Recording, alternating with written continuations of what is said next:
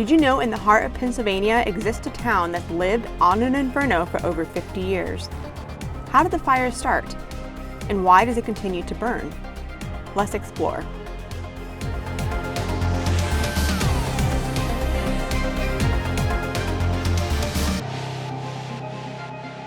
Hey, I'm Drew, and that's Bethany. Welcome to the Odysseys podcast. In this podcast, we explore the odd, the unusual, and the forgotten in conversation instead of our typical visual storytelling that we do on YouTube.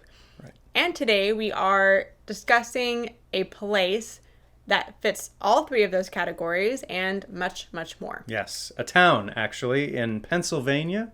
You may have heard of Centralia, but if you didn't hear of it, we're going to explain that too. I just recently heard about this place, and I am shocked that I did not know about it much sooner. I'm shocked as well. I am shocked because it is a place, a town, that has been on fire for over 50 years. Right. But if you think of a town on fire, that's not quite the situation. The fire is burning beneath the town, which causes a whole host of issues, and we're going to get into those in a few minutes. I don't know if that's scarier or not than to see the flames or to not see the flames. I think it's scarier not to see them. True, because you don't know what's coming. Mm-hmm. So what we're going to do is discuss this fire, this underground fire, and this town, what happened, what's happening today, why wasn't it put out, all the nitty-gritty details, and just kind of go from there. Sure. Should we talk about the history of Centralia? Yes, before we get into the fire, there are some talking points about the quaint little town of Centralia, Pennsylvania. Right. And if you don't know this already, Pennsylvania was a large hotspot for coal mining. Right. And that's what brought about the town itself, was the coal mining in the area. Right. Centralia is the home to anthracite coal, which is very, very valuable because once it does ignite, it burns for a very long time and it burns clean, which ties into what we're going to talk about later, which is how this even happened in the first place. As opposed to bituminous coal, which is dirtier and doesn't burn as hot. Anthracite was found underneath the area that would become Centralia, and that's why the town was formed. And to talk about Centralia, we do need to talk about the founder, Alexander Ray. Mm-hmm. He was a mining engineer, and he had his sights set on the land, which at the time was called Bull's Head. And he looked at the land and went, this is going to be a great little coal mining town. So he drew up plans, put everything into motion, and he named it Centreville. He wanted to name it He wanted to name it Centreville. He went to the post office to see about getting a branch of a post office in Centreville. They gave him the bad news. I'm sorry, that town name is already taken. You will have to figure out another name. So he said, fine, I'm going to name it Centralia. Which is so interesting. Just to show him. Yeah, it's so interesting because today there are towns with duplicate names across the country. So I wonder why that was kind of... Not in one state, though. Really? There would have had to have been a Centerville in Pennsylvania. I believe. That makes a big difference. Yeah. See, you learn something new every day.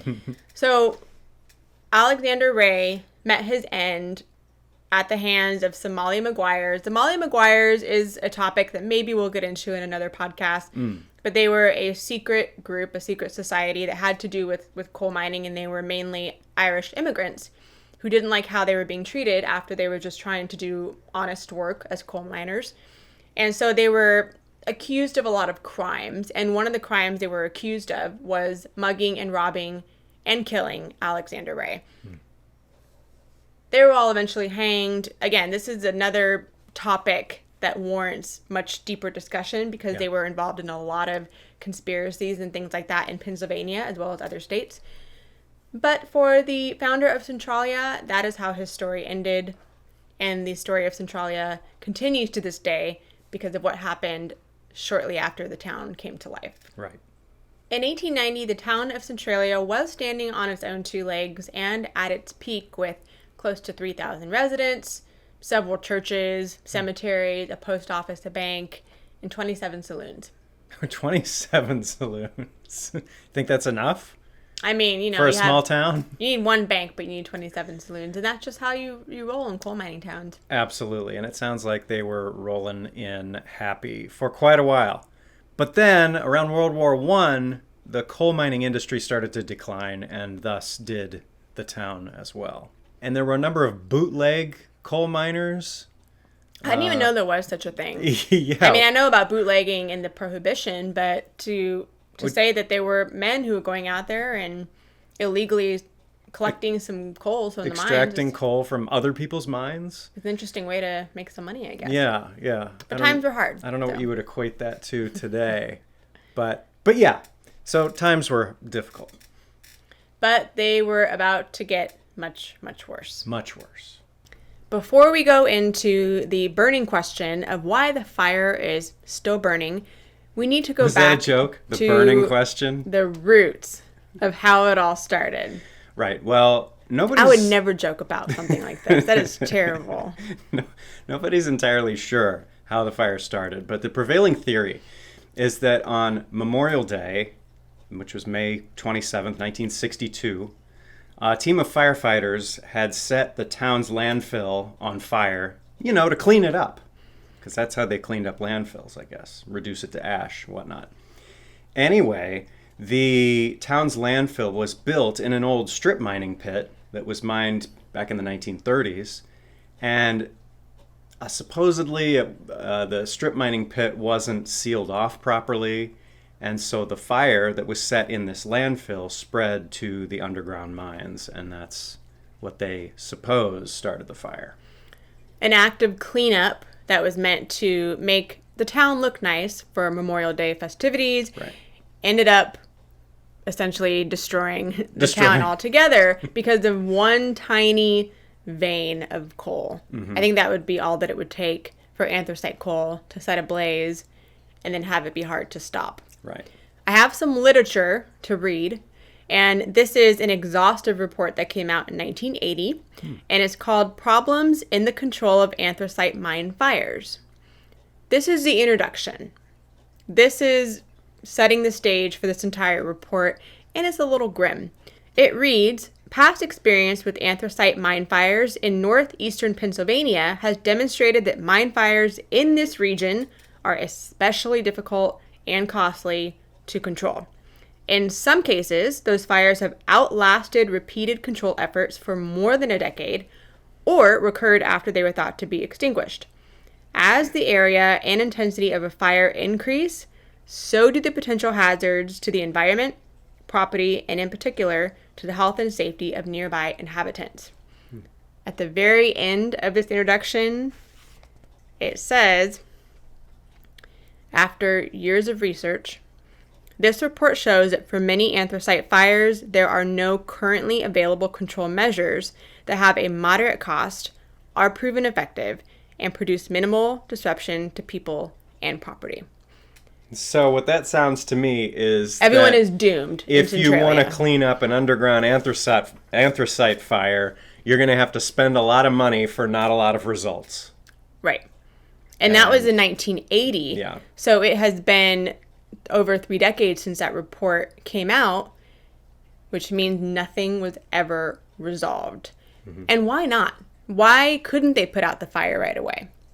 Some residents went on record to say that they believed the fire could have been extinguished very early on, but that the authorities in charge and the officials, they didn't connect the dots. And there was a lot of bureaucracy involved, a lot of funding that didn't come through. But a lot of residents were very, very angry because they felt like proper action wasn't taken. Right. And the politics and the bureaucracy, of course, slowed down the process a great deal. But yes, you're right. I mean, with any problem, if you solve it early, it generally costs less. And, it's generally less of a cleanup if you get to it before it spreads and before it gets really ugly. But that fire continued and continues to feast on the anthracite coal underground. Now, one of my big questions regarding this whole incident that continues to this day is how the fire continued to burn underground and continues again to this day to burn underground. Where is it getting oxygen? Fire needs oxygen to continue. And it turns out the mine shafts and the tunnels are enough to provide a steady flow of oxygen. And of course, the veins of coal, I would assume, go on for miles and miles and miles. So it's enough to keep that fire burning, indefinitely? Yeah, there's enough cracks and crevices down there Yeah. to kind of supply it constantly. Right. And the sad part is, if they had dug up the site when it first started, they could have potentially put the fire out. Think of a wildfire, and if you set up a perimeter and you get it at the early stages, it doesn't burn out of control. But as we said, they went back and forth a lot, and it wasn't until a meeting months later that finally some officials came together with the townspeople, and going back to the report that we referenced earlier, the consensus was that the fire must be extinguished as soon as possible, as it appeared that the fire was spreading rapidly. No kidding. Of course it was. It's an anthracite coal mine fire. So they threw some ideas back and forth, and I'm just going to reference the report again because this is some good stuff. It's a good report. It says, it was decided that the best means of extinguishing the fire was to strip the high wall to the bottom slate of the burning bed until the limits of the fire were reached, excavate the burning material, quench it, and backfill the excavation. This cost would have been about $30,000. But they couldn't find someone to do it for $30,000. There were a lot of contractors who came and bid, and eventually, as they were trying to debate a good price, the fire got more and more out of control. One of the big parts of the bureaucracy and the delay was everyone trying to decide who was responsible for putting out the fire. Because, if you have a fire underground, it's going to spread to neighboring towns and all of this. And, was it Centralia's responsibility? Because the fire was burning, in multiple locations at this point. So whose responsibility is it to put it out? Was one of the questions they were asking. Obviously, this town is still full of people at this point, and what was done to sort of help these people live in a town with a fire burning underneath their living rooms? There was not a lot of help, to my knowledge. A lot of the resident interviews that I watched or read, they were very tight-knit people, and everyone knew everybody, and so a lot of them were there and planned to be there for life. So it's kind of sad that they were suddenly put in a position of being fearful of their living situation. But there was not a lot of assistance, and I think 10 carbon monoxide detectors were installed, which is not a lot. And those readings were off the chart anytime someone came to look at them for the city. Because there was such a shortage of carbon monoxide detectors, people were putting canaries into their home, back to the old school, canary in a coal mine, and just using what they knew about coal to kind of put those shields into place for their own health and safety, because people were getting headaches. People were realizing they were a lot more lethargic and coughing, and obviously if you're breathing in those fumes, that's going to affect you.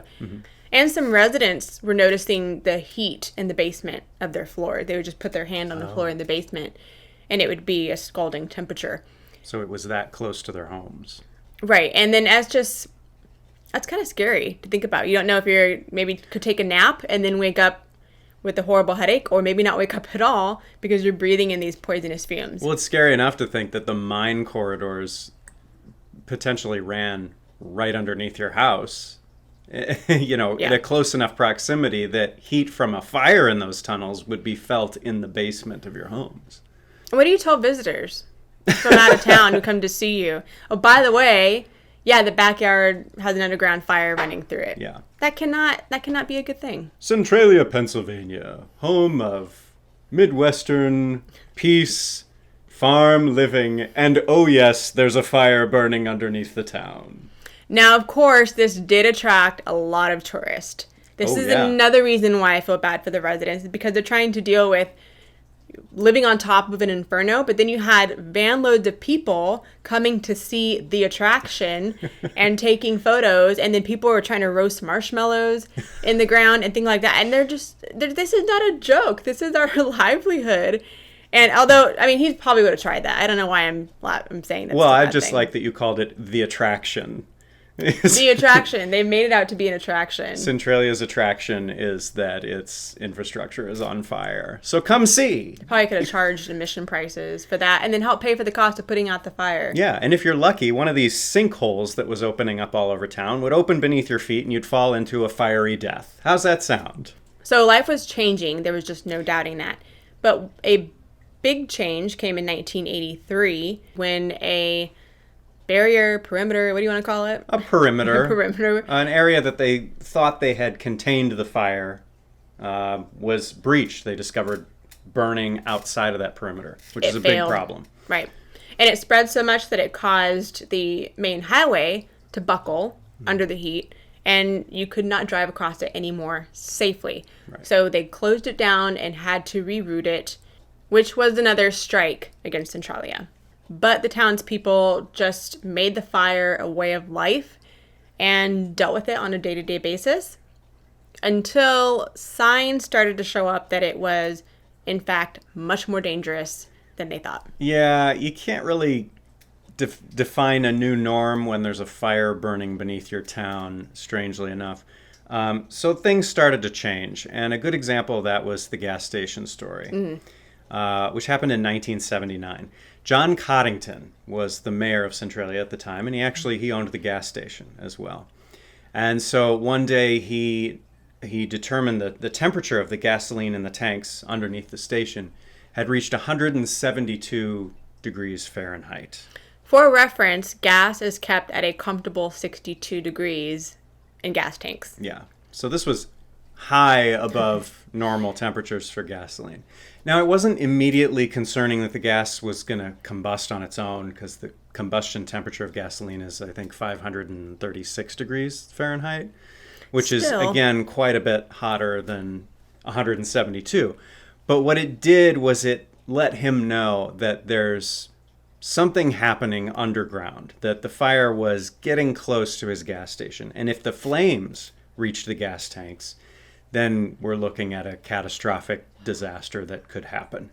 So the fire marshals were called out, and eventually the tanks were drained before that could happen. So they dodged a bullet on this one for sure.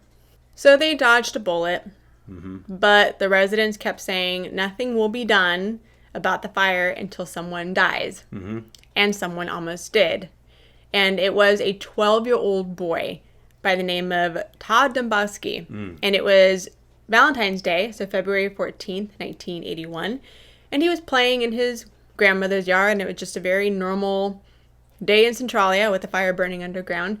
And I believe that day there were some officials and politicians walking around just making notes and kind of probably discussing and debating, as they already had been for 20 years. Right.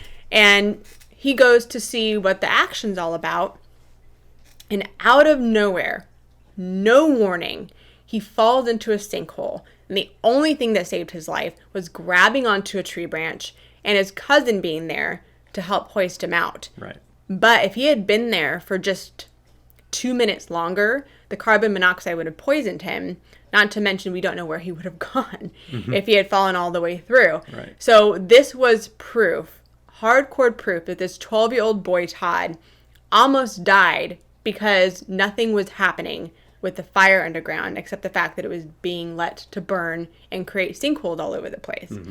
Incredibly dangerous for anyone to live in that kind of environment. It was becoming more and more clear that this was going to be a volatile situation that would eventually claim lives if nothing was done. So Todd falls into a sinkhole, and this story not only sets Centralia in a frenzy to go, something needs to be done, but it starts to get more national coverage. Right. That action needs to be taken. Eventually the governor came to town, and they started offering people buyouts to relocate to different towns.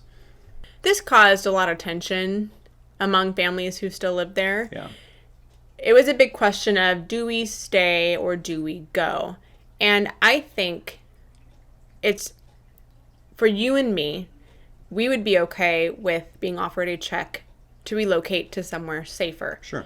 But looking at it from the perspective of people who had planned to stay their life in Centralia, they didn't know anything else. They were from coal mining families and were coal miners.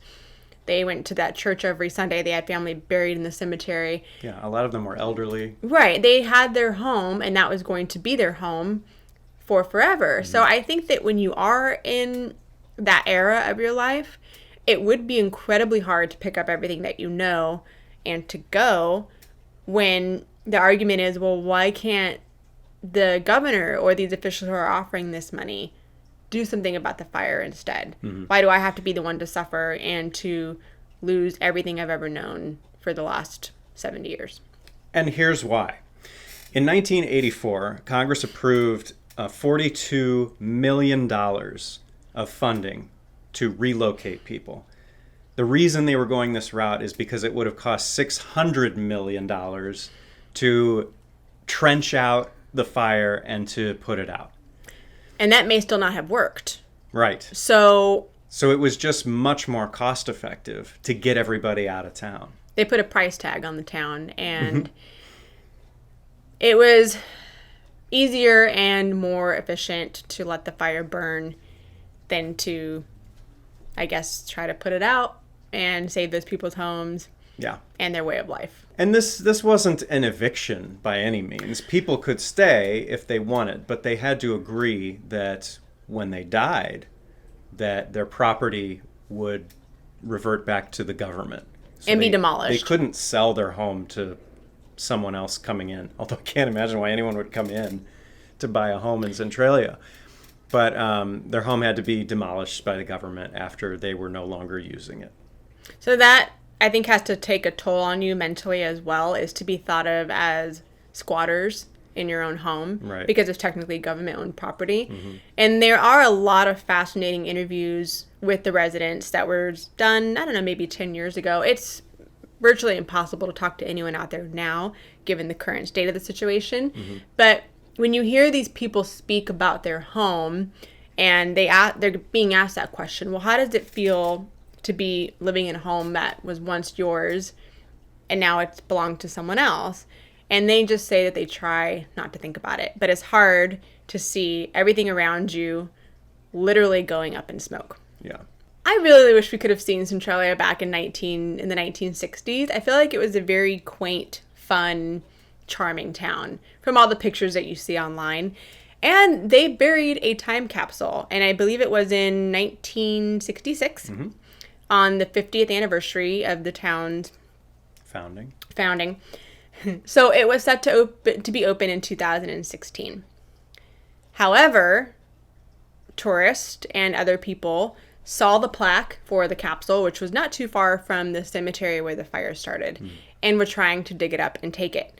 So for preservation, the townspeople made the heartbreaking decision to open it 2 years earlier in 2014. Yeah, 2 years isn't bad. Not that bad. But sadly, they did find that there had been some damage to the capsule from water, probably from all the dousing they were trying to do for the underground fire. Yeah. So a lot of the photos, documents, things like that were ruined. Mm-hmm. But what did survive was an old mining cap, a pair of bloomers signed by all the men in the town. I'm wondering if that came from one of the 27 saloons that they had.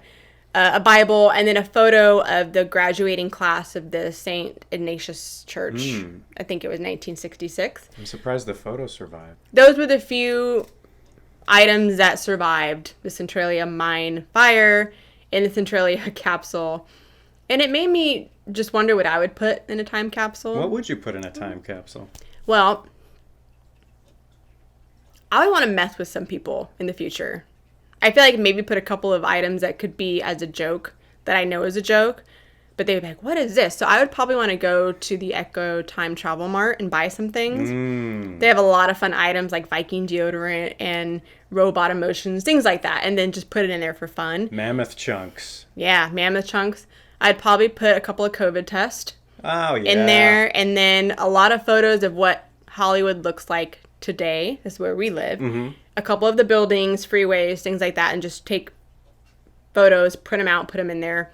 Maybe a magazine or two, just so they could see what all the fashion looked like and the celebrities of the time. Sure. A time capsule. What would you put in it? Think about it. Ask your family, ask your friends. You might get some interesting answers. I would just put this Oddity Odysseys mug in there. It could be effective 50 years later as the Centralia fire continues to burn, they will open up our time capsule and find an Oddity Odysseys mug. If someone doesn't steal it 2 years before it's supposed to be opened or some such. Right. So this leads us to Centralia today. We talked a lot about what started the fire, the era of the residents kind of trying to figure out what to do, all those nooks and crannies. But let's talk about Centralia 2023. What's going on in the town? Well, currently there are 4 residents, which is down significantly from 1962, in which there were approximately 1,600 people still living there. Right. This is a reported 4 residents. Yeah. So this is what was documented in 2020. So this may have changed. It may be a couple of more. It may be even less now. But as of 2022, it was just 4 residents left. Which means there would have had to have been at least 4 houses left. Nope, I believe there was just 1 or 2 houses. Ah. So 2 residents. Married or couples? Perhaps. Okay. Perhaps. All right. Also, the town went from about 500 to 600 buildings to nothing at all. Just, I think, 1 house, maybe 2. Well, the church is still there. The church is still there. The cemetery is still there. The municipal building? Yes, that is still there. It's still in existence. If you go on Google Earth, you will see that building. But that's about it. The streets are still there. They're all overgrown. But the the footprint of the town is still there. And then, of course, a couple of buildings. But that's it. So can Centralia be called a ghost town? I don't think so, because... You'd have to have a town. Right. I think when I think of ghost town, I think of, Cerro Gordo or Chernobyl and places like that. Mm-hmm. And I think what's so tragic about Centralia is that you can't even call it a ghost town because there's nothing to see. There's nothing to witness the life that was once there. Mm-hmm. They just obliterated everything in the wake of the fire. And also, did anyone ultimately die? From the effects of the fire, I don't believe so. Not directly. No, but I mean, I don't know the people who passed away who were still living in those houses. Mm. It may have been from something in their lungs, just long term. Yeah. But I don't believe anyone ever succumbed to another sinkhole or something along those lines. So that's interesting. So if no one died directly from this, then there would be no ghosts, and thus there'd be no ghosts. No ghost town. The postal code is gone. I believe they were using it actively up until 1997, mm-hmm. and then the post office closed because there were less than 20 residents at the time, and there was no reason to keep it open. Right. So they siphoned everyone into a neighboring town to get their mail, mm-hmm. and they wiped out the Centralia postal code. What do you know what that was? 17927. So if anybody has a piece of mail with that postal code on it, that's valuable. It's at least an antique and possibly a collectible at this point. That's true. That's true. And then since then, the postal code 17921 was used to encompass that area as well. There's still one road that's in use through town, right? But it's more of a pass-through for travelers and whatnot. Right. So you can see cars coming and going, but I wonder if a lot of them know what they're passing through or what they're driving over. Right. The closed highway that leads into town was covered in graffiti, but now it's been covered over by dirt, and it's apparently very well patrolled for trespassers. So again, nothing that we could shoot in a regular episode. Hence the podcast. Right. So on this podcast, we do like to talk about the odd, the unusual, and the forgotten. And it seems that Centralia is slowly but surely becoming forgotten. Mm-hmm. But not if we can help it. We do think that the story of how it started is important, and the people that lived there is important, and something to be recognized. It has inspired people from around the world go see this place because mm-hmm. they're so fascinated mm-hmm. by this real life horror.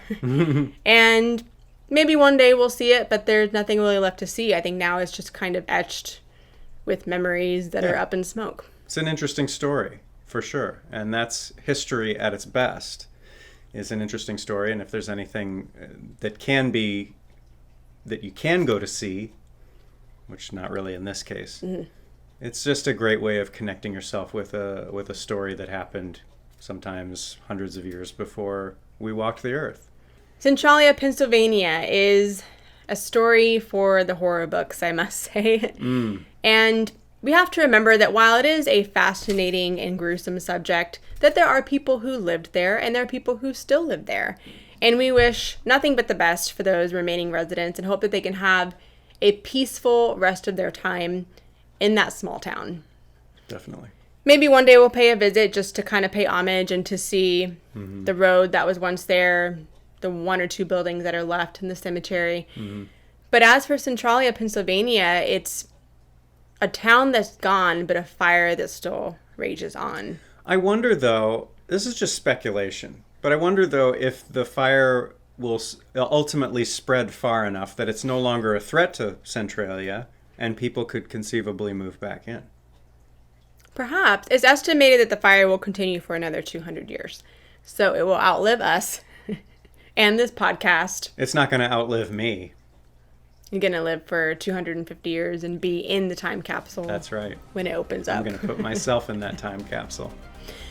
Anyway. So we hope that this story and this podcast was somewhat entertaining and insightful. And we hope that you'll join us on the next one. See you then.